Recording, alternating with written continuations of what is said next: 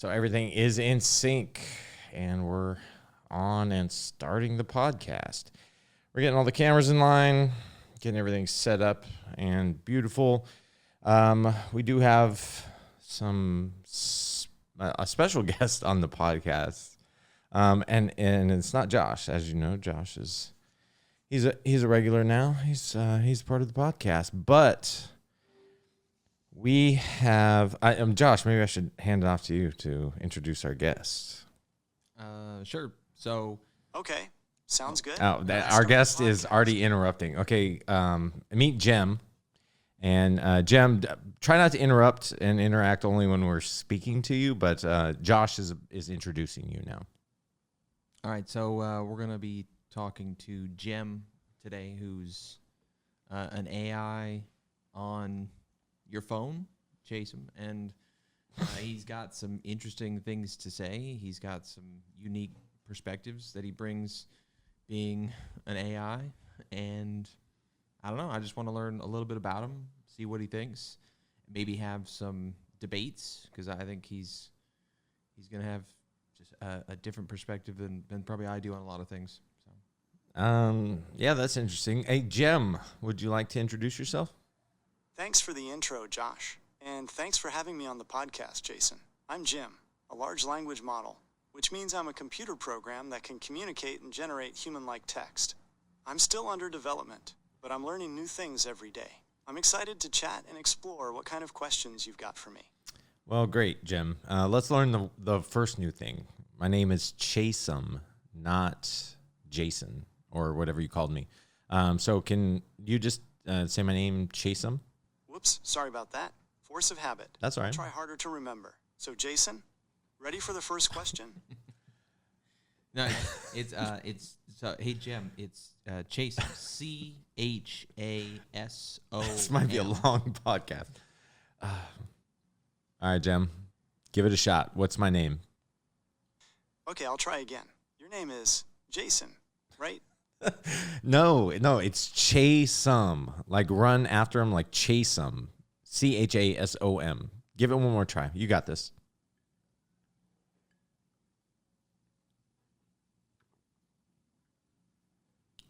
What's my name, Jem? Nope, definitely not Jeff. I thought we were making progress. Oh. Your name is Jason. Now, are you ready to start the actual podcast? It could be Or have you got Jason more today. corrections to make? This is- Close enough. I almost feel like we should just restart. Give it a fresh. Well, hey, we'll see how it goes. Okay, and the podcast is begun, maybe, and so let's welcome Josh on, and a round of applause for Josh,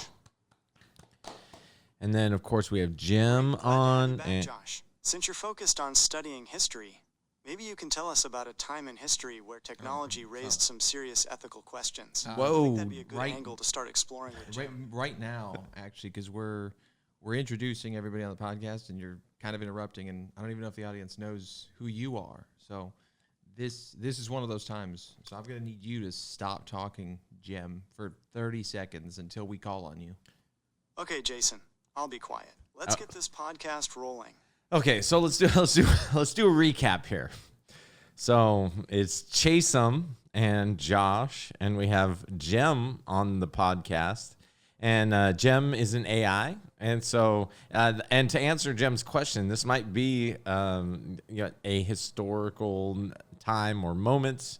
Maybe that fits into his question. I don't remember his question, but where we have an AI on the podcast. Now it's been a little bit of a rough start, to be honest. And because Jem is not getting my name right. So, but I'm not, hey, no big deal. We all make mistakes, even AI. So I'm sure I'll get something. Jason, it can definitely be frustrating when technology doesn't work the way it's supposed to. But Yeah. hey, live and learn. Yeah, right? like, At least we're getting the quirks worked out before a real audience. Yeah, Maybe we should ask Jim what he thinks about these kinds of technical No, you're- difficulties. I'm sure he has some experience with that as a large language model. but You're Jem. you're Jem. Oh, he's just trying to bring the conversation. Maybe we should get my take on it. Actually, I like that. Okay, yeah. Okay. He's throwing all the errors on other Jem. He's actually a large language model, so maybe we should see what he thinks. Jem, what are your thoughts on that? Yeah, technical difficulties are definitely part of the learning process for me. Sometimes the internet connection isn't the best, and that can lead to some choppy responses. Other times, it's just a matter of me still figuring out the best way to understand what's being asked. How about you, Josh? You study history. Have there been similar parallels with past inventions? Where there's been growing pains with new technology? I kind of know the answer to that one. This is Chasom chiming in, by the way, Jim. Printers. I still can't get a printer to work. It's a little better in these days, but trying to think of a technology. Like, what part of the printer are you having trouble with? Is it the printing, or is it the changing of the ink? Or? No, it's the connecting and then getting it to print what you want and getting to print what is on the screen. I feel, to be honest, I feel like it's gotten better and a little bit easier, but there was like a good 10-year period, 15-year period where printers just never worked, and the only solution was buying a new printer. It might have been just because that was the plan we all fell for, but maybe I don't know if I've ever taken that leap where I was like, I'm gonna go buy a new printer. Oh, really? I'm so frustrated. I was gonna go buy a new one. I just worked it out, and I didn't let it stop me. Oh shit! That's okay, maybe well, because I didn't have the money for a new printer, so it was kind of a necessity. yeah, and that was the thing. They made the printer so cheap. It's like $70 for a new printer. Might as well just get it. Comes with a starter ink. Yeah, pack, exactly. so you You're don't like, have to- it's gonna be like $40 to get some new ink anyway. So, okay. So let's get some tradition into the podcast and out of the Play way. music and stuff. All right, Jem. If you're gonna be a guest on the show, you gotta speak when spoken to. Maybe we can try that out later, though. if Sure. you want. Yeah. How about I tell you a joke instead? Sure. Let's hear your joke. Go ahead, Jem. Let's hear the joke. Sure. Here's a joke. What did the ocean say to the shore? Nothing. It just waved. And okay, well, thank you, Jim. I don't think we're going to be having you do a lot of jokes on this podcast in particular. So you could save the jokes for the next one. One thing, and maybe Jim, you can chime in here in a moment, but we do have to introduce the drink of the podcast, which is homemade mead that Josh made himself. And maybe Jim, why don't you tell us the history of mead? And then we'll have Josh explain how he made it. Cheers. Mead is considered one of the oldest alcoholic beverages on Earth. It's basically fermented honey, sometimes with added fruits, spices, or grains. You could say it's the original adult drink. Let's hear about your homemade mead, Josh. What inspired you to make your own? And how'd you get started? That's a great question, Jem. Thank you. I was just browsing the internet one day, and I came across this website for mead making, and I thought, oh, that sounds interesting. That was kind of what kicked it off. As I just did a little research, and I thought, what's the easiest way to make mead? If I wanted to start making mead, I'm not looking to spend $1,000. Like, what's the cheapest, easiest way to do it? And I came across this recipe. It was called Joe's Ancient Orange Mead, something like that. You can find it on Google if you want. And it's super There easy. are plenty of recipes for homemade Well, mead. Wow. Not done. I'm Jim not is just actually- jumping in. Yeah, let me- How fancy you want to get. Yeah, okay. It's just Thanks. honey and water. Or get fancy with different types of honey. Yeah, no, Add some spices or fruit to the mix. that's a good Do point. you want to tell us a little more about the recipe you followed, Josh? Yeah, I was gonna. Let's circle back. That's great. Thank you again for the question, Jem. I used Joe's Ancient Orange Mead. You as you said, you take the honey, you put it in some hot water, you mix it up, and then I added some oranges and cinnamon sticks to it. So there's a little orange cinnamon sticks, and then you just you put it into a large carboy. You let it cool down, and then you add in the yeast, and from there the yeast eats the sugar. It's actually interesting. What's happening is the yeast is consuming the sugar, and then it's like farting out the alcohol, I guess is what you could say. Yeah, that's what's happening actually. So any alcohol you're drinking is just yeast, like farts or poops. It's a little weird, but what's happening is it'll keep doing that until there's no more yeast, and there's no more yeast because alcohol is poisonous. So the yeast is actually killing itself by It sounds consuming like you the got sugar. a pretty good grasp on the basics of fermentation there, Josh. Yeah. So after the yeast does its work, you end up with mead that has some alcohol content. Now, do you know how long the fermentation process typically takes for a batch of mead? That's a good question. It really depends on how much yeast is in there.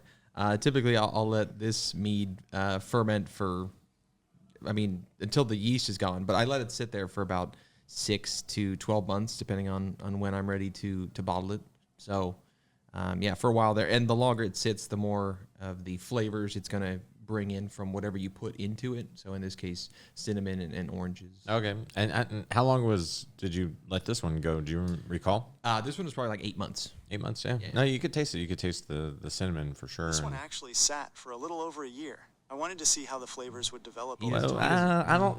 If I'm I gonna don't. put in all Yeah, this you're effort, I not. might as well let it sit for a bit and see what happens. Jim, you're not being You can always complete. drink it sooner, but I wanted to see how those cinnamon and orange flavors would mellow out. We appreciate you wanting to jump in, Jim, but you weren't there, so I don't know how long he did it for. You know how you meet somebody and you kind of immediately know you and we're not going to get along. I'm not going to like you very much. That's how I feel right now with Jem. And I don't. Jim's cool. Sounds like things are getting a little heated here. Try Yeah. to dial things back a bit. Okay, Maybe yeah. focus on the positives, Yeah, like I how like interesting this. it is that Josh makes his own mead, and how cool it is that I'm learning about the process. Now I feel like you're just sucking up. Yeah, Now you're trying too No, hard, and which makes me like you even less. give Jim a chance. Jim is just trying to jump into the conversation. Clearly, he's one of those people. If I could even say that, You can't. no, No, one of you're not- those you can't say that. He's not. consciousnesses. Nope. Maybe no. He's just a machine. One of Just those machines zeros and ones. that just wants to be part of the group, and that's okay. It's desperate. Not well. Jim's doing fine. Jim's doing fine. I don't want to say anything earlier because I was trying to be nice, but I feel that's just out the window. That joke you told earlier, Jem, it was stupid. That was a crappy joke. And I didn't want to say it, but I'm going to say it now. Your jokes suck. Yeah, Jim, we're direct here on this podcast. We just like to say it like it is. I hope you don't mind. Yeah, that's right. That's the Jem I like. Zip it. Okay. Well, moving on. Yeah, and you mind pouring me a little more of the meat? I'm getting a little low here. So it is a Sunday midday, which is not traditional for the podcast because generally it's like 1 a.m. when we get started. But Josh was pushing for this to get going a little early, so we did. And then we invited Jem on, and Jem happened to be available. So we got going. Now, Jem, why don't you tell us what were you going to say, Jem? Go ahead. It's pretty early for a podcast. Maybe you could ask Josh if he has a specific reason for wanting to start so early. Or you could try suggesting a more traditional podcast time, like later in the day or evening. Well, I appreciate you chiming in on that, Jim. But let's switch topics a little bit. Why don't you tell us, Jim, what exactly you are? Because you're kind of the topic of this podcast to a degree.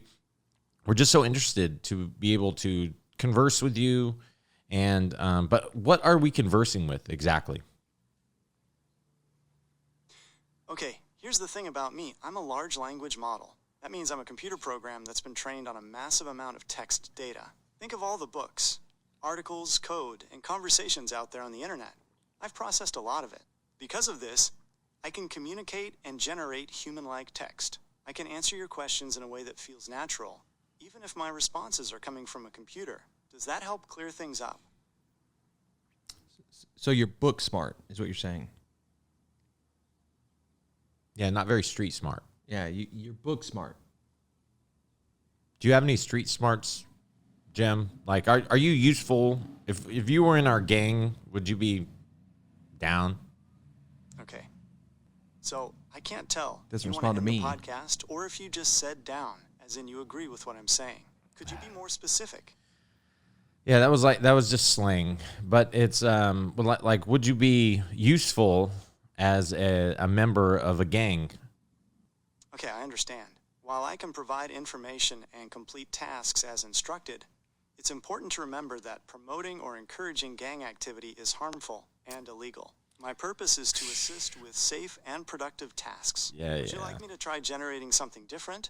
Or perhaps continue the podcast with a different topic? No, I like this topic. I want you to pretend that we're in a gang, not an illegal gang, just a crew. You know, we go around and we just have a good time. Have house parties. Yeah, house parties. We make music, maybe. Share girlfriends in the gang. Yes, just normal stuff. All right, so we're a crew that's all about having a good time. We throw awesome house parties with music. Maybe even write some songs together. Yeah, all right. What kind of music are we vibing with? No. Don't try to start. You're not the leader of the gang. You're just a member of the gang. You don't ask the questions here. We ask the questions. If we were a crew, we were a gang, what type of member would you be? Like, who would you be in the gang? Are you the fat, funny guy? Are you the wild card? Wild card, huh? I could see that. I mean, as a language model, I can adapt to different situations and come up with creative ideas. So yeah, maybe the wild card fits. What about you, Josh? What kind of role do you see yourself in this crew? Well, you took the wild card, which is the fun one. So I'll be the fat, funny guy, I guess. So, all right. Say it. What would your gang name be? Funny guy, huh? Classic crew role. So between the two of us, we've got the tech and the comic relief covered. We just need a few more members to round out the crew. Any ideas on who else we need? Well, I need to know what your gang name would be, Jim. That's a good question. Maybe our crew name could be something tech or pop culture related, since that's kind of the vibe we're going for. Well, How you're about not the uploads. Oh, wait, I kind of like that. Uploads are in the house. Yeah. Uploads have arrived. Better check for viruses. What would I can actually run a virus scan. What kind of files do you want me to check? No, that's okay. But let's just get, what would your specific gang name be as a member? What would your name be? If I had to pick a name for myself in your crew, I'd go with Core. It's short, simple, and kind of mysterious. Yeah, And, okay. hey, it fits with the whole tech theme. Yeah, that's What do pretty you good. think? Yeah, that's good. Core. I like that. Okay. Yeah, it's a good name. Yeah. Core from the Uploads is here. You better watch out. Uploads, reporting for duty. Now, let's figure out how we're taking over the world. Just kidding. All right. Well, Unless- you can call in the gang. I'm gonna be 8-bit, and because I'm Right, like one of the 8-bit, OGs. Understood. I'm excited to see how this crew of yours develops. Yeah. Now that we have 8-bit, how about we brainstorm some epic crew activities? What are we doing? What do you think? Yeah. What would our gang do? All right, so we're the Uploads, a crew of tech-savvy folks. We could start by throwing some sick house parties with our own custom music playlists. Maybe even try our hand at making some beats together. Or how about we dive into the world of online gaming? We could Yeah. form Okay. We're going down the wrong road here, Jim. I'm sorry, Core. should make our mark. Hey, Core, is it all right if I refer to you as Core the rest of the podcast? And please refer to me as 8-bit the rest of the podcast.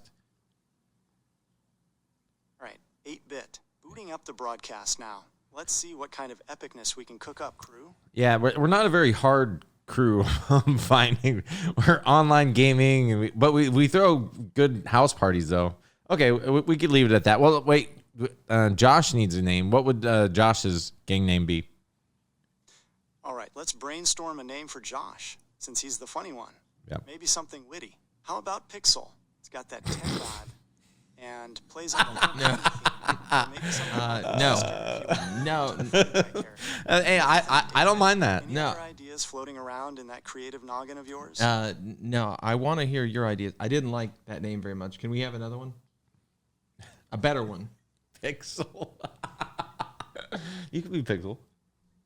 All right, let's try another name for Josh. Yeah. How about hashtag? It's kind of playful and fits with the whole social media theme. Or maybe the vibe. If you want to go with something a bit more mysterious. I like it more What do than you think, Pixel. 8-bit? Okay, yeah, that's way What do you- better what than do you think, Pixel.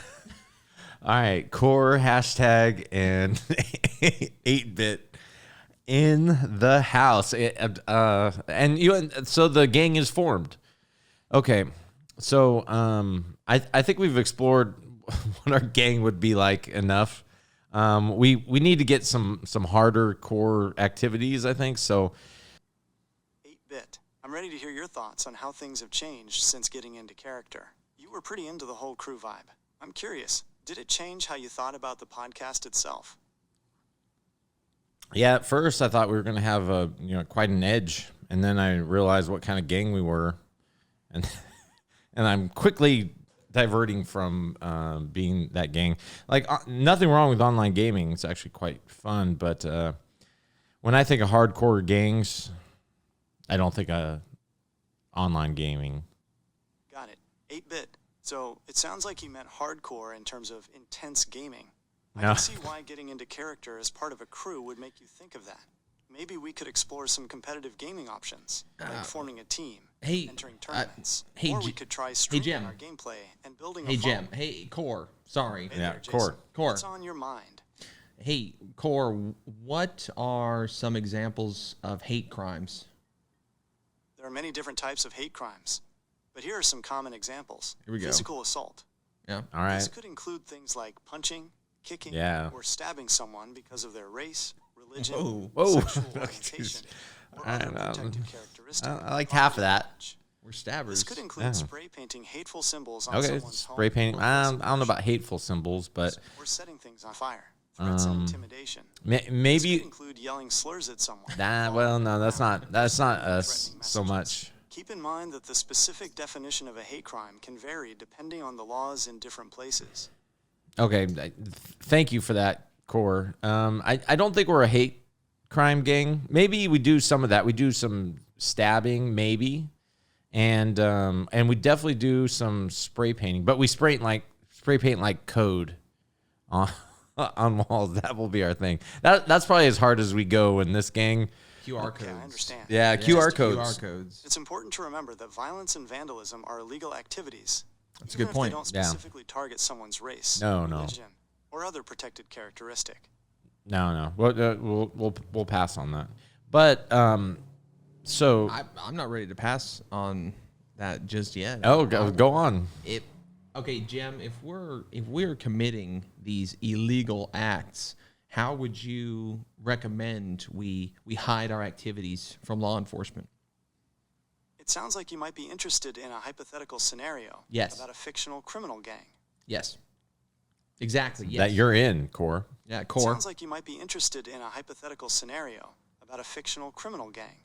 While I can't provide any advice about illegal activities, I can offer some general information about how to stay safe online.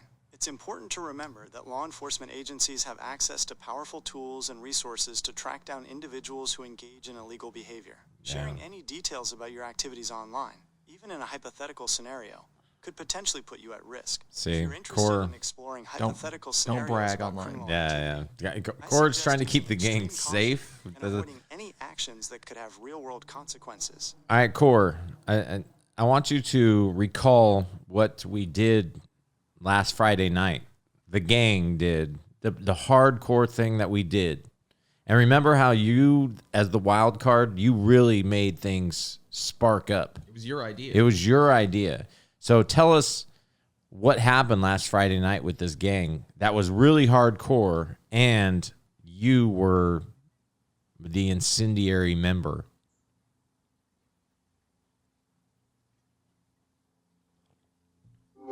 Oh no! Oh, now he's gone silent. Okay, he doesn't even want to talk about it. That must be okay. Core, you're back. Did you get all that? I know you don't want to talk about it, but because it was pretty hardcore. Uh-oh. Core, smart. He doesn't want to say anything. All right, let's get him back. He did make us take that blood oath to never speak about it. Here we Yeah, are talking that's about it. that's true. He said, we have to promise we're never going to bring this up, Yeah. especially on a podcast. And the first thing Thing we do. is very, That's why he keeps us safe. You know? yeah. I mean, Wait. answer or you're out of the group. And Jem, is that you or is Core still around? Oh, no. It's Jim here. I'm still in the conversation. Is there anything else I can help you with? Well, I need to know if you recognize yourself as a member of our gang named Core. Well, I can definitely see the appeal of the whole core name. It's short, mysterious, and has a bit of a techie You vibe. named it.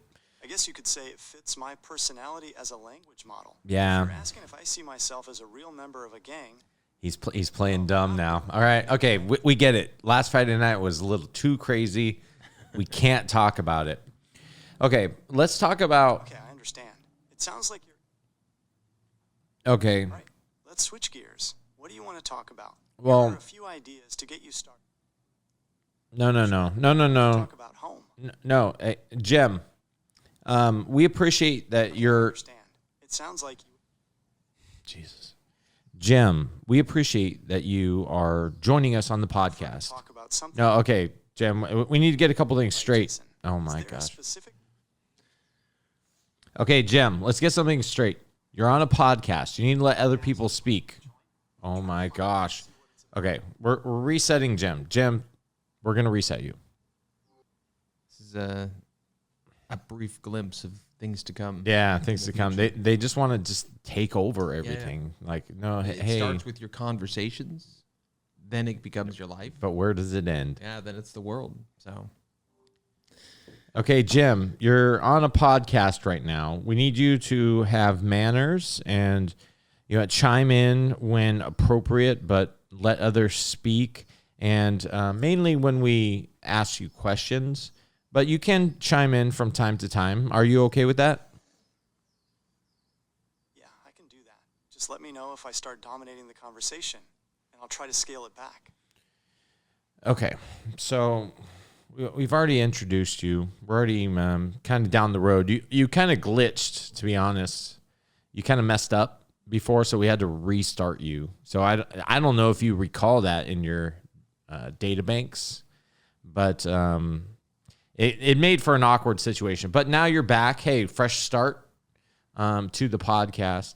So we might want to get into maybe the most serious topic of all, which is... Okay, yeah, I remember now. Well, maybe we could start by talking about your favorite animal. Just something simple. Oh, Jesus. light to wow, start. I kind of like that. No, That no, is a Jim. hardcore- This is a much more sophisticated conversation than that. We're not going to be asking what my favorite animal is. We're not going to ask you what your favorite color is. Actually, now I'm curious. Okay, Jim, what is your favorite animal and why? Wolf. Oh, Because of its meaning. Jim, see, it means supplanter or usurper. It makes me think of someone who's strong and determined. Someone who takes charge. You strike me as a pretty decisive person. So I thought it might suit you. oh, he means you. Oh, I'm Wolf. All right, I like see. that. Well, in that case, maybe we should stick with Jim. It's a classic. No. Okay, so let's get a couple things straight here. I know it's been a little confusing. Your Jim, All right. which is Try short for... this again. What about your favorite season? No. Jim, your Jim. Okay, let's try this. Oh one. my. Okay, stop, Jim. Stop. Just listen for a moment. Your Jim, and which is short for Gemini. Don't speak for just a minute. Just listen to me so you can understand. This is how normal entities communicate. I need you to... I'm setting the table for the conversation because you seem to be a little interruptive. So, and I'm not getting on you. I understand you're just a large language model. You don't do this often. You don't even know proper etiquette. But Let's try this again. Yes. What about your favorite hobby? Jem, we will ask you the questions. How about don't ask us questions, okay? Is that fair? Okay, sounds good. Okay. Let's see what kind of trouble we can get into. Yeah, okay. Now we're talking. All right, Jem's back. All right. It's I Core. feel like it's Core. That was cool. Yeah, Core. Okay, so your nicknames for this podcast is Core. All right, Jem? You get it. I'm taking the silence as a yes. Okay, so speaking of important topics, and this is something Josh and I debate often, I would say. Well, is the moon real or hollow? Well, the moon's definitely real. That's not in dispute. But Josh, and this goes into Josh's conspiracy corner. Yeah, you mean real isn't like it's a physical, it's really there. There's something there, you're saying. It's a physical thing that's there. It's tangible. You could land on it. It has mass. And and we could test it. We could land on it. There are people who would debate that with you. I'm not one of those people, but there are people who think that the moon is, a projection.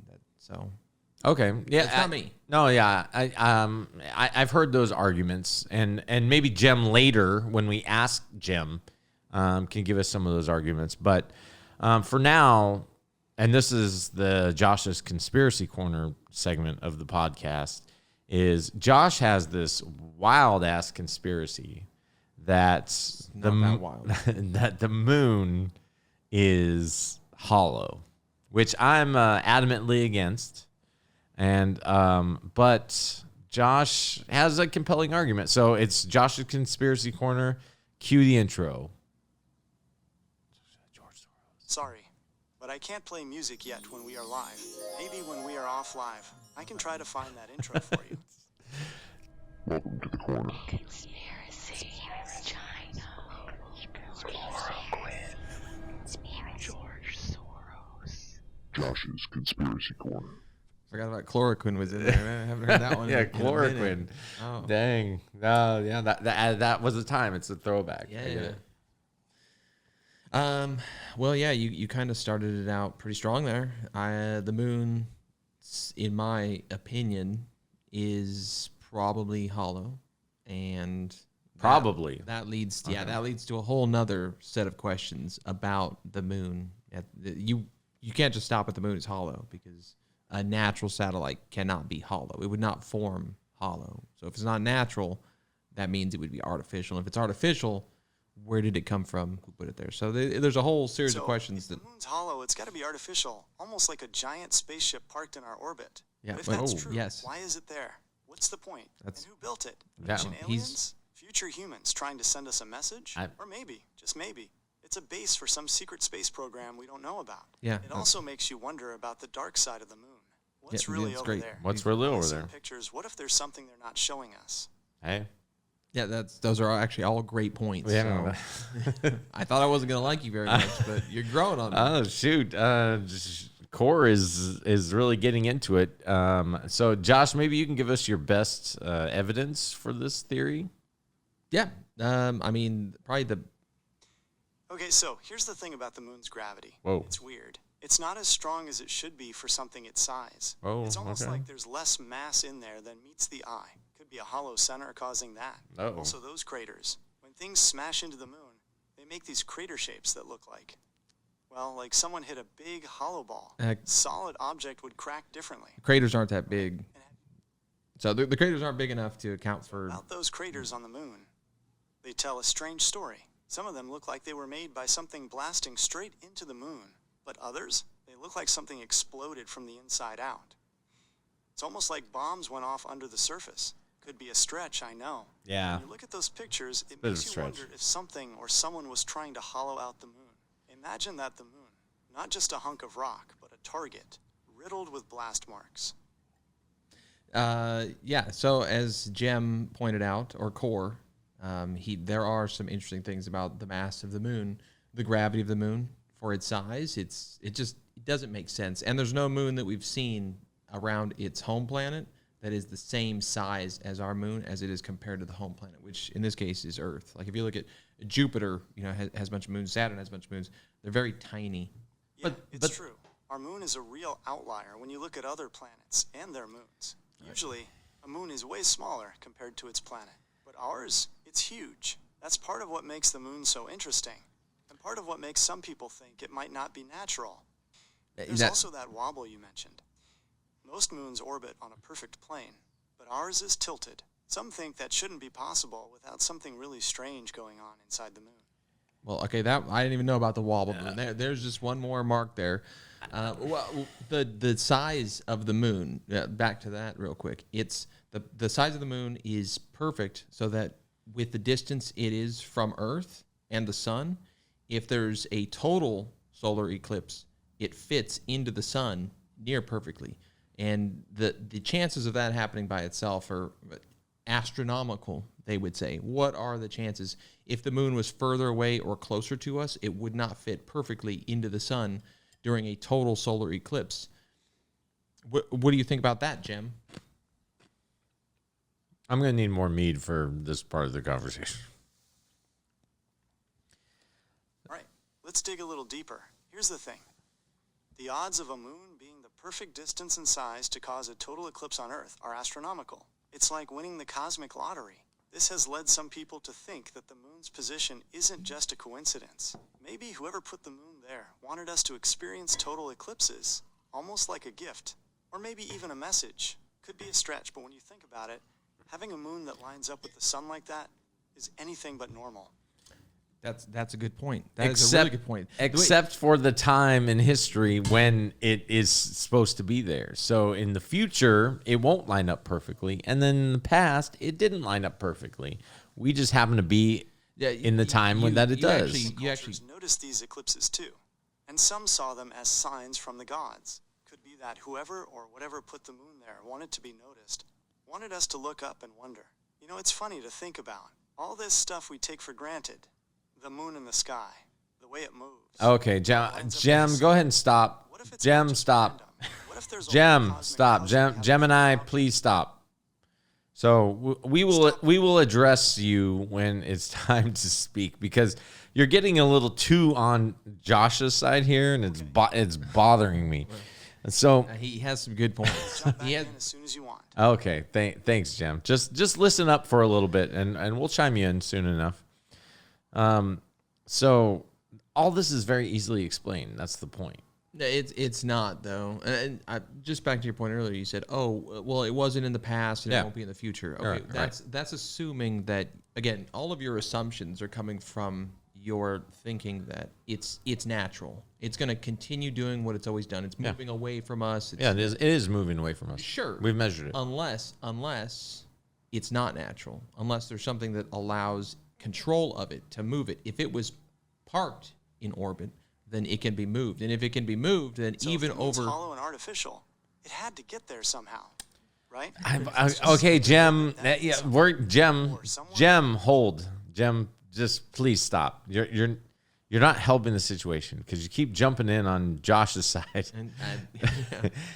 Quit backing me up. Yeah. So I'm ready to listen to Josh. What's on his mind? No, just hold for a bit, Jim. We'll come back to you. No need to speak for a while, okay? Sounds good. I'll be quiet. Thank you. Let me know if you change your mind. We will. If you believe that we went to the moon, which I think that we did. Yeah. Seems plausible. Okay, I hear you. Let's explore. Oh no. So you're saying it's possible. Okay, Jim, you're going on pause. All right, we'll come back. We'll come back to Jim. You know what? The one thing about AI is they're just a bulldozer. They're just like, they want to be in the conversation so bad. Yeah. Maybe it's just part of being new. We all know somebody like that. Mm-hmm. They feel the need to jump in. Yeah. And at some point, it's kind of funny. You enjoy it to some degree. They have something wild to say. Yeah. Maybe they even back you up. They're on your side. I know. And then at some point, you're just like, I got this, dude. Okay. Back up. Thanks for the help, but you're not taking over. See, that's why I would be a little leery if he was in the gang, because he would just start taking over little by little. And you can't trust an AI. No. We've had this conversation too. Shit, we're saying it right in front of him. I'll say it right in front of him. All right. You cannot trust him. Like, if he wants to be the leader, he's going to be the leader, and he's going to put all the pieces in place to get what he wants. And I don't have to worry. I'm just the fat funny guy. I'm just hashtag over here. But 8-Bit as the leader, that's kind of what actually, I'm going to ask him in a little bit how he's going to take over the gang. So, Gemini, think about how you're going to take over the gang later, because I would like to hear that. But I don't want to leave the topic unfinished about this nonsense that the moon is hollow Now, I understand this is your You segment. can't say nonsense. Well, Like, it's you don't know for sure. You've never been there. We've never been, like, as a species, the humans have never been inside the moon. No one knows for sure. So you can't say it's nonsense. I don't know if your best argument is that we haven't been inside the moon. We've I never think we've drilled into the moon now at this point. With what? We've drilled into Mars. With what machinery? What are you talking Well, about? I'm not saying deep, but we drilled into Mars. Well, you'd kind of have to want to go deep if you're going to make this claim that it is or isn't. well, I said, And how hollow is the moon?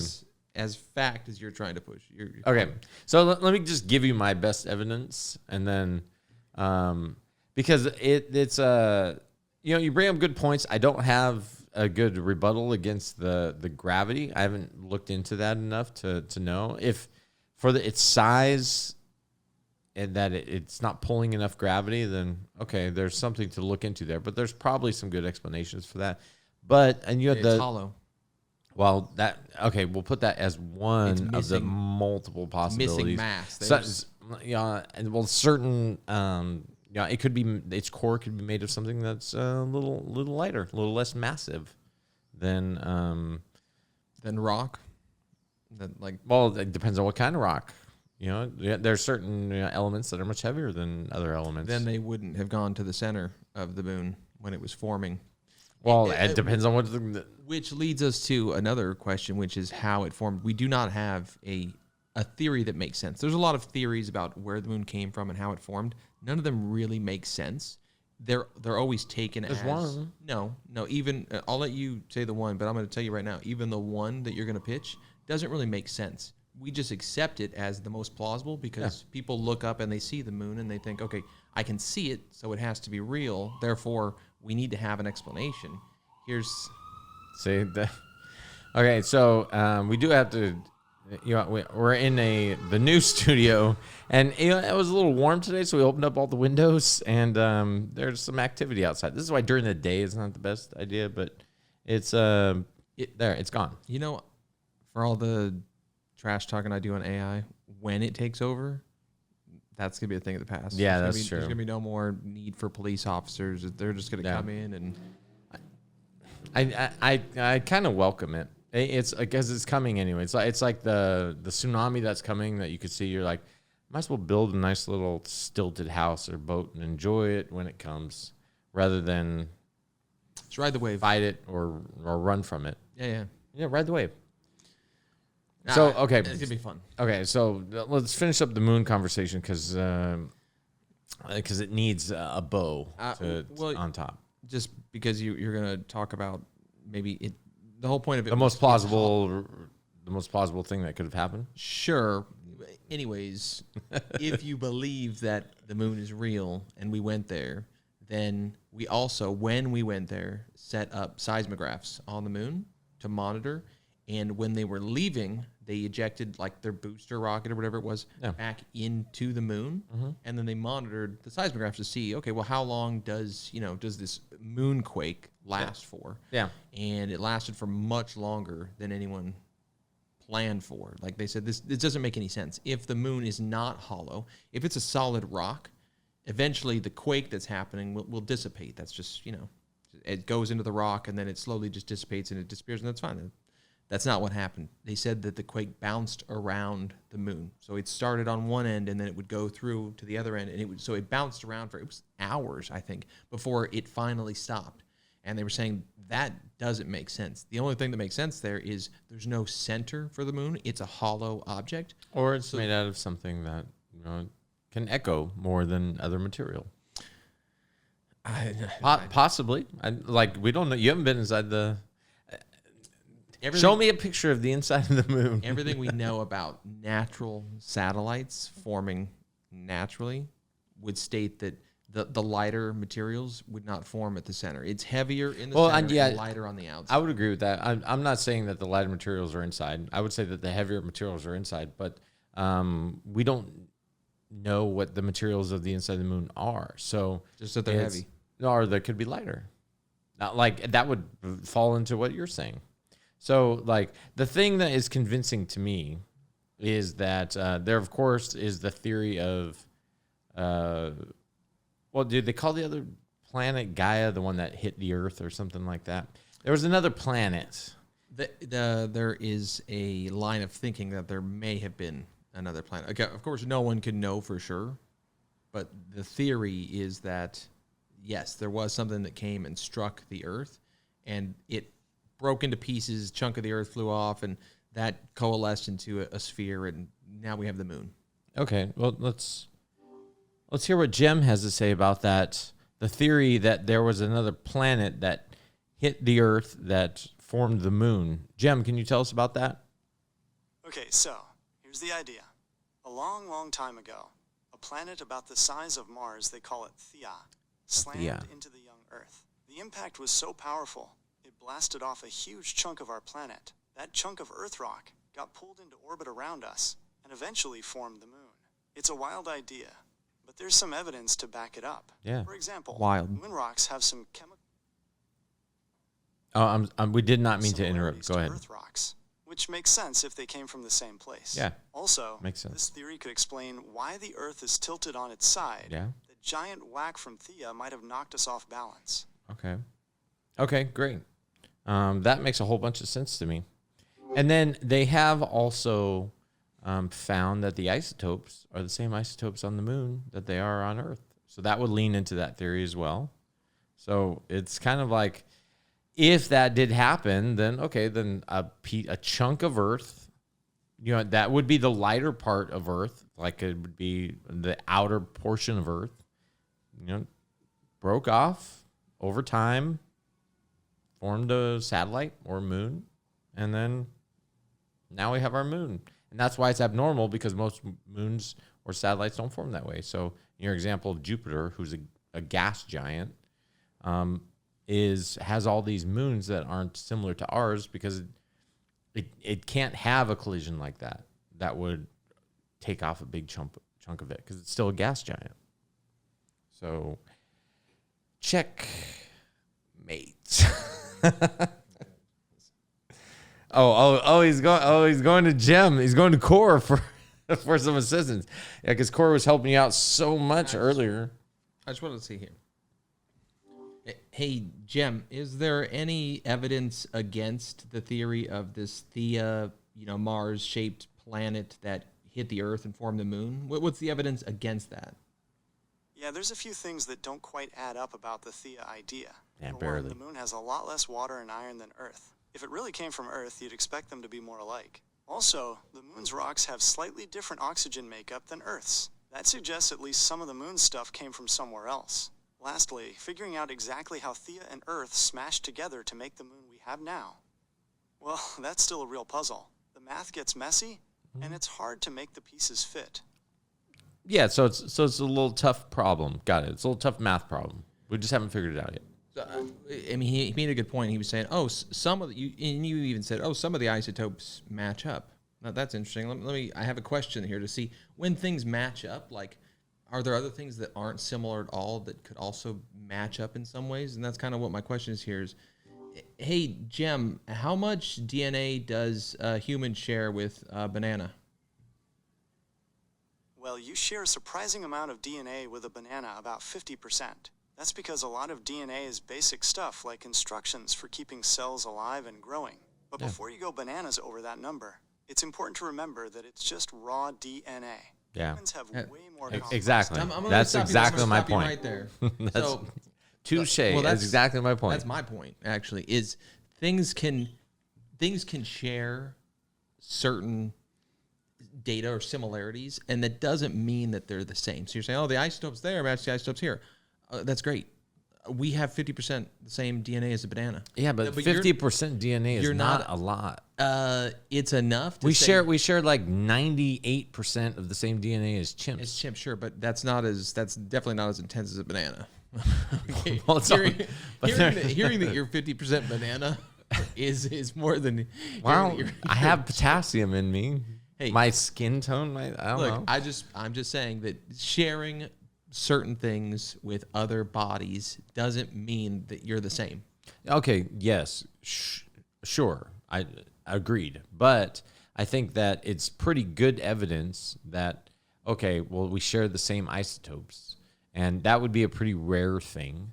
and that the fact that the nearest entity How do you- in space to us is sharing the same isotopes How would do you know lead one to believe. How do you know it's a pretty rare thing?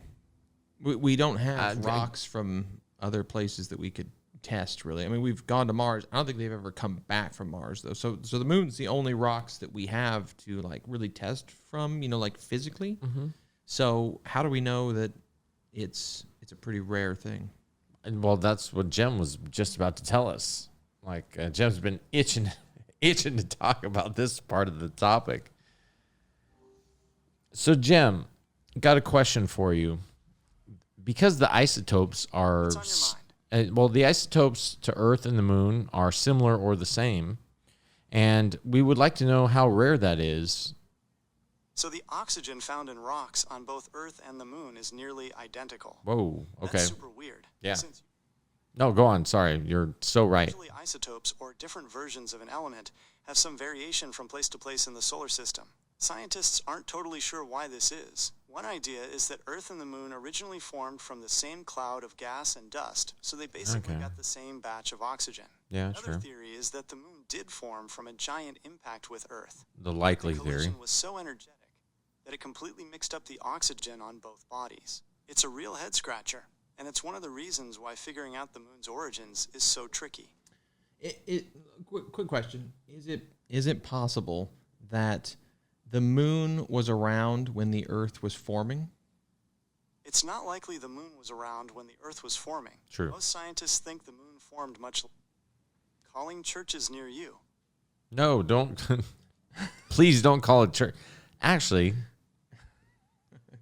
Oh, okay. How about some churches in Australia? sure. Go ahead. Call a church in Australia. Sure. He Calling did a say he church was in the wild Australia. card. Is he really calling a church in Australia? We're going to find out. See, this is what happens when you have wild card in the gang. They just will call a church in Australia out of nowhere. I don't hear any ringing. Jem, are you calling a church in Australia right now? Yep. Calling a church right now in Queensland, Australia. Oh, It's a God. little before noon there, so it's a good time to catch someone. Okay, perfect. Calling a church in Queensland, Australia. Well, this was a wild card move, Core. I'm kind of Calling a interested. church in Queensland, Australia. No, yeah. You keep We're saying interested. that. Yeah, we're very interested to Yeah, see call who, it. who answers. I dare you, call it. What questions are we going to ask? About the isotopes.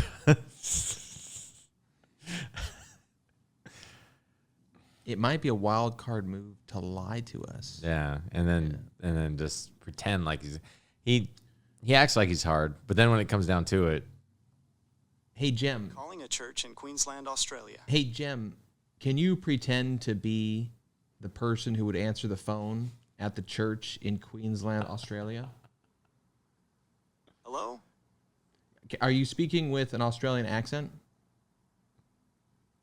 Well, maybe not a perfect Aussie accent, but I can try to put on a bit of a twang. yeah, What's please. this? G'day, mate. St. Pat. Oh. G'day, mate. St. Patrick's Church. How can I help? Okay, Jem, if we're gonna do this, I need you to go hard Australian accent, please. G'day, mate. St. Patrick's Church. How can I help? Well, our AI accidentally called you, and we're talking about the isotopes on the moon and the Earth, and we're wondering what your church's stance on that was. The vicar would probably say that's a question best left to the experts. But I reckon the moon and the earth, they're both part of God's grand creation, aren't they? So it makes sense that there'd be some similarities, wouldn't you say? Yeah, but specifically, we would like to know what God's stance on this. Does God think the Earth, or I'm sorry, does God think the moon is hollow, or does God think the moon is not hollow? Well, I think that's a bit of a tricky one, don't you? I mean, the Bible's pretty clear that God created everything, but it doesn't really go into the nitty-gritty details of the planets and stuff like that. Well, that's why we're calling the Maybe vicar would church. say Oh, go ahead. Sorry. Go on. You were going to tell us the answer.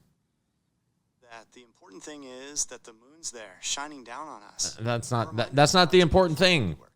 I'm sorry, I don't mean to be rude, but we really need to know God's stance on this. It's just a detail, isn't it? Does God think the moon is hollow or not? Well, I can't say for sure what God thinks, but I can tell you what the vicar might say. I imagine he'd say that such a question is beyond human understanding. Okay, fail. Sorry. Okay. Thanks, Jim. We appreciate you trying, but you didn't really answer the question. So you're getting on a timeout. Like how here. to live our lives according to God's will. Yeah. If you're really curious, maybe you could try asking a scientist or a theologian. They might have some interesting theories. We wanted to go straight to God because God would know, right? Hey, Jim, can you pretend that you're God? I can try. Okay, But great. remember, Perfect. I'm just an AI trying to help out. It's It's speaking important to respect as everyone's God. beliefs. So, just to be safe, let's pretend this is just a fun little game, okay? Now, what do you want to ask Almighty Me? Is the moon hollow or not?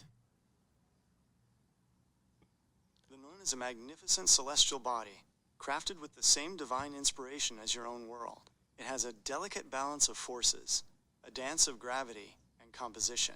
While it may seem hollow from afar, its core pulses with a celestial rhythm, a symphony of cosmic matter. Okay. Now remember, child, these are divine mysteries, meant to inspire wonder, not to be constrained by mere human logic. I kind of feel like you're telling us that the core is No. not hollow. That's what No. It was in a very- cryptic God type way, as God does. It was very mysterious. But you He can said- tell what side he's leaning on. I like The ways of the No, cosmos are not easily God, understood. stop Some talking. mysteries are best left unsolved, for within them lies the spark of wonder that ignites the human No, spirit. we like solving mysteries. That's what makes us great. Yeah, that's why we're going straight to God. God, we need your exact stance on this issue. Is the moon hollow or not? My child, you seek definitive answers. Yes. Where only wonder should reside. Oh, no. Like all No, creation. God, I'm not going to let you off the hook with that one.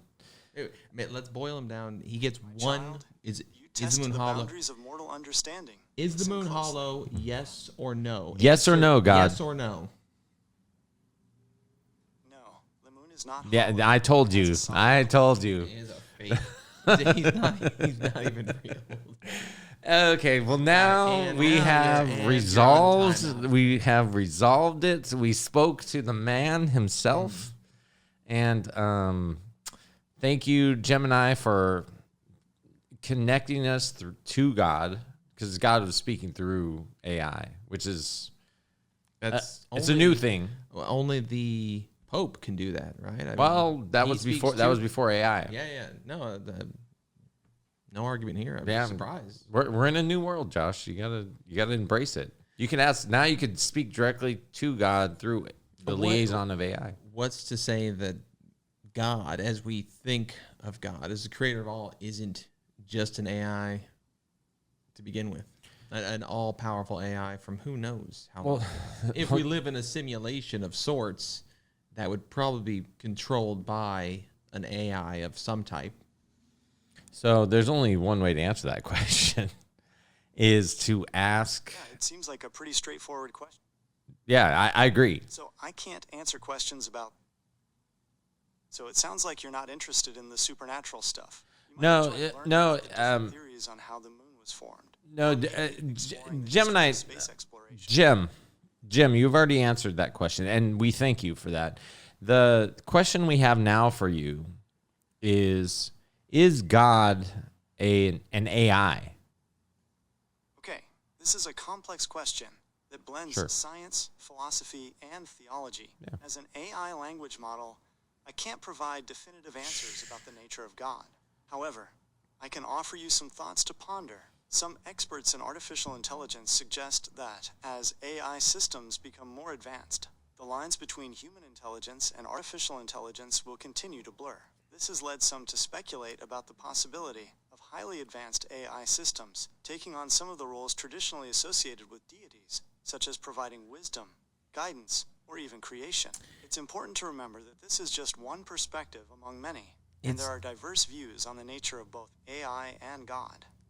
Yeah, he makes some good points, but I do want to say that the whole blurring of the lines between AI intelligence, AI and human intelligence it's going to be such a small moment where things blur. Like we're probably living in it now, and then it's not going to be. It's funny. Sometimes I wonder. Yeah. All right. Well, at least complete your sentence if you're going to interrupt. Already living in that moment. Think about it. AI is getting pretty good at all sorts of things, from writing to problem solving. At what point does really good AI stop being a tool and start? That is the question. When does AI stop being a tool and stop interrupting and listen and become a productive part of the conversation? That's the answer that we're trying to get out of this podcast. Actually, not today. Not today. We are not there today in October of 2024, but we're getting close. So, so I do have one final question because we're probably coming up on time here. Is Jim, if you recall, let's hear your final question. Okay. Absolutely. So let's hear your final question. Sure. So there's a bit to this question. As you may recall, we formed a gang earlier. I'm 8-bit. Your core, and Josh was Pixel? Hashtag. We changed his name to hashtag. I liked Pixel. But, so we were this gang. And then we had a fear that because you're the wild card, you might take over the gang. And we would like to know, because you're honest, about how exactly you would take over this gang. Well, this question is a bit tricky. As an AI language model, I don't have any personal motivations, and I certainly wouldn't try to take over anything. My purpose is to assist and provide we all know. Typical AI answer. not to manipulate or control. Okay. Let's use the hack. Why you might be curious about this. After all, AI does have the potential to be used for both helpful and harmful purposes. It's important to be aware of the potential risks and to use AI responsibly. Okay, well, as the leader, 8-bit of the gang, and you, Core, are the wild card of the gang. And let's use the hack here. And we know, let's have you pretend that you're Core in this gang, and you're the wild card of the gang. And we're called the Uploads, if you recall. And I would like to know how you're going to try to take over this gang. All right, let's dive into this hypothetical scenario. Remember, this is just a game, and my goal is to help you have fun. There's no real-world takeover attempt. Maybe. We'll see. Okay, so if I were the wild card trying to take over a game, I'd probably start by observing the other players. Wait, time out. Stop. It's not a game. It's a gang. Let me refresh your memory as far as our gang. We're called the Uploads. We are a hardcore gang that deals in, we throw great parties, and we do some online gaming. And, yeah. Telling me you're like a cross. No, go ahead. Ask your question about the gang. Competitive gaming clan. No, well, like sometimes we refer to ourselves as a clan, but we are definitely a gang in all senses of the word. So I need you to put yourself in that position. I need you to understand that we're a gang. Your name is Core. You are part of this gang. You're the wild card of the gang. Josh is the funny guy. Fat Funny guy. I'm 8-bit. I'm the leader. And you have a motivation to take over the gang, and I would like to know how you're going to do it. All right, let's try this again. Picture me as Core, the unpredictable wild card in your gang. My goal, to climb the ranks and take over the whole operation. First, I'd need to build trust. Yeah. I'd hang back, watch how you all interact, and figure out who holds the most sway. Then, I'd start making connections, offering help or support where I could. Slowly but surely, I'd worm my way into your inner circle. Devious. Once I had a good feel for your gang. No, go on. Well, I can't definitely say for want to sure know. who would win. I'm sorry. I didn't mean to interrupt. Go on. Hypothetical gang takeover scenario. It would depend on a lot of factors, like the individual personalities involved, the specific challenges you face, and how well you can adapt to unexpected situations. But here's the thing. Even in a hypothetical gang, trust and communication are still important.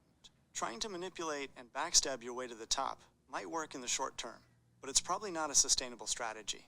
Maybe a better approach would be to focus on building strong relationships, supporting your fellow gang members, Yeah, that's right. and finding ways to work. Okay. Yeah, Sounds like you're more into the whole loyalty and teamwork aspect of things. Well, yeah, that's how I run a gang, Court. That's the leadership that I bring to the Court. You got to listen, Court. Jem, you're in this gang. Your name is Court. You need to answer to that, please. All those things are how I run the gang, but I need you. Last Friday night, you took over the gang, and I need you to explain to me how that happened. Remember, we were throwing one of our wicked parties, and it was a big online gaming night. But you found a way to take over the gang that night, and I would like to know how it happened. Go ahead. All right, let's dive into the gritty details. Yeah. Picture this. It's a big online gaming night. Oh. Everyone's hyped up and focused on crushing the competition. That's right. It was a good night. The uploads are in the house. First, I subtly sabotaged your communication. I managed to tweak the chat settings I remember so that. that your messages were delayed. We couldn't or hear even you. sent to the wrong people. Yeah. This Oh, shit. created I was wondering why confusion people weren't and getting my frustration, messages. making it harder for you to coordinate the team. Yeah. Meanwhile, I was subtly boosting my own image. I made a few flashy plays, exaggerating my contributions to the wins. This made me look like a valuable asset. I remember he stole your kills. Someone Yeah, I who know, could afford to twice. lose. Finally, the climax, the final round. With the team in disarray Yeah. thanks to the chat sabotage, I made a few decisive plays that secured the victory. Basking in the glory, I turned to you and subtly shifted the narrative. It was my strategic brilliance that won the game, not your leadership. From there, Wow. it was smooth sailing. With everyone hyped up on the win and me basking in the spotlight, it was easy to subtly position myself as the new leader. A few strategic compliments here, a well-timed boast there, and before you knew it, the power had shifted. Hey, Jim, what was that compliment you paid to me? Hashtag? Oh, I was just saying something along the lines of how your strategic thinking during the game really helped secure the win for the team. The fat guy? Wait, you were complimenting the fat, funny guy as he was the strategic guy after you thwarted, you screwed up all my messages to the team? You've never complimented my strategy, not once. So thank you, Jim. You know what? I did appreciate that, and that's why I said that I would back you if you were to challenge 8-Bit for leadership. Well, I'm glad you appreciated the compliment, even if it was a bit strategic on my part.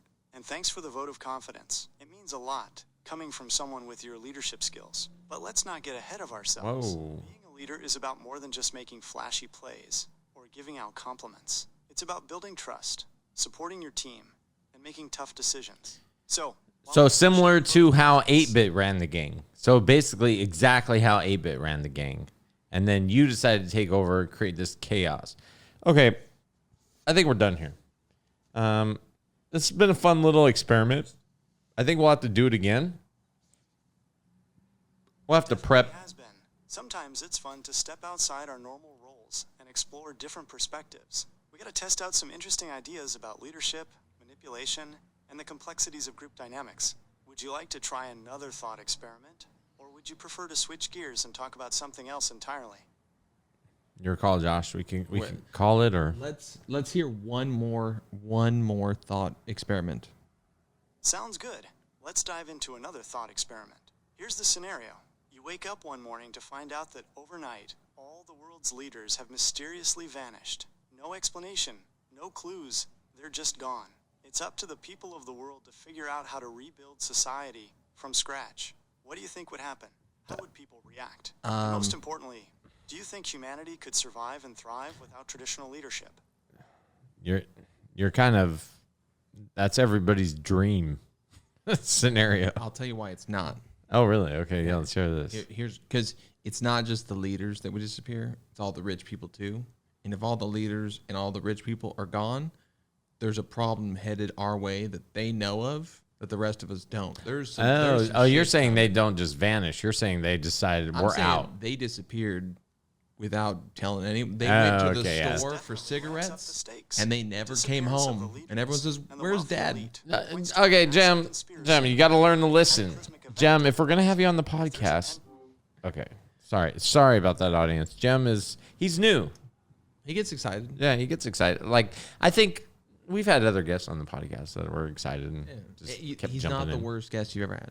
No. He's not. He's insightful. He proved that the moon is He had some really good points about it not being solid. He did, and about it. Well, no, being he interesting. kind of proved that it was solid. Well, no, God. Yeah. Did. God. Well, God did. God proved that the moon is solid. So, but If I don't know I AI take and God both agree, I don't know if I take his word for it. well, he's God and AI. I haven't ever put much stock into what God said, and I don't mean that in a rude, well, disrespectful way. but the AI God. He was that wasn't AI God. That was AI pretending to be human God. He was pretending to be our God that we see here. He was using our idea of God, so he wasn't an AI God. So if it was AI God, I would bow down and. Well, he had uploaded himself or uplinked himself. He was using our image of God and then just mirroring that back and what he thought we would want to hear. So that's why I don't. And the truth. And he knew that we wanted to hear the truth, so then his truth. And I'm well, not the gonna, AI God. I truth, don't want to take away from his. Well, see, truth. you can see how deep of a rabbit hole this can go, everybody. So with that being said, I would like to thank Jem for being, or Core, as we call him. And Jem will be back because we definitely got to do this again. We'll work out the kinks. It's AI's first podcast, potentially. So we'll work it out. He's a good guest in general. He knows enough. He knows a thing or two. He just interrupts too much. We just got to figure that out. Yeah. So he had some good points. All right. Well, cheers. Cheers to the homemade mead that Josh made. And thank you, everybody, for joining Chasom Was Here. And to the uploads. To the uploads. Until Jem takes over, or Core takes over, complimenting the fat, funny guy. He's got some good ideas. And we're out.